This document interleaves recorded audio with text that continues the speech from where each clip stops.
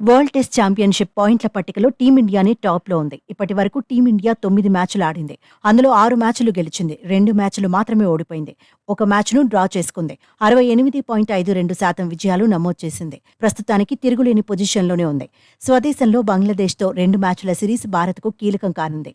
ఆ తర్వాత స్వదేశంలోని న్యూజిలాండ్‌తో 3 టెస్టులు ఆడుతుంది. ఆ సిరీస్ ముగిశాక ఆస్ట్రేలియాలో 5 టెస్టుల సిరీస్ ఆడాల్సి ఉంది. మొత్తం 10 మ్యాచ్లు టీమిండియాకు ప్రతిష్టాత్మకమే. పాయింట్ల పట్టికలో టాప్ 2లో నిలిచిన జట్లే ఫైనల్కు అర్హత సాధిస్తాయి. దీంతో రాబోయే 3 సిరీస్లో భారత జట్టుకు ముఖ్యమే. ప్రస్తుతం ఆస్ట్రేలియా 2 స్థానంలో ఉంది. డిఫెండింగ్ ఛాంపియన్గా మరోసారి ఫైనల్ చేరాలని ఆసీస్ పట్టుదలగా ఉంది. కంగారూ టీం ఇప్పటి వరకు 12 మ్యాచ్ల్లో బరిలో దిగింది. 8 మ్యాచ్ల్లో గెలిచింది. 3 మ్యాచ్ల్లో ఓడిపోయింది. ఒక మ్యాచ్ను డ్రా చేసుకుంది. ఆస్ట్రేలియా విజయాల శాతం 62.50. ఈ లిస్టులో న్యూజిలాండ్ 3వ స్థానాన్ని దక్కించుకుంది. కివీస్ 6 టెస్టుల్లో బరిలో దిగింది.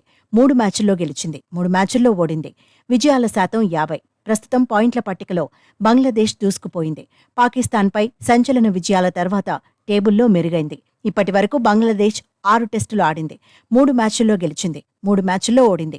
విజయాల శాతం 45.83. ఇంగ్లాండ్ ఇప్పటి వరకు 15 టెస్టుల్లో బరిలో దిగింది. 8 మ్యాచ్ల్లో గెలిచింది. 6 మ్యాచ్ల్లో ఓడింది.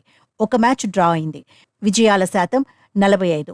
సౌత్ ఆఫ్రికా 6 మ్యాచ్లు ఆడింది. 2 మ్యాచ్ల్లో గెలిచింది. 3 మ్యాచ్ల్లో ఓడిపోయింది. ఒక మ్యాచ్ డ్రా అయింది. విజయాల శాతం 38.89. ప్రస్తుతం శ్రీలంక 7వ స్థానంలో ఉంది. లంక 6 మ్యాచ్లు ఆడింది. 2 మ్యాచ్లే గెలిచింది.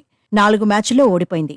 విజయాల శాతం 33.33. పాకిస్తాన్ పరిస్థితి దారుణంగా తయారైంది. స్టాండింగ్స్లో చివరి నుంచి 2 స్థానంలో నిలిచింది.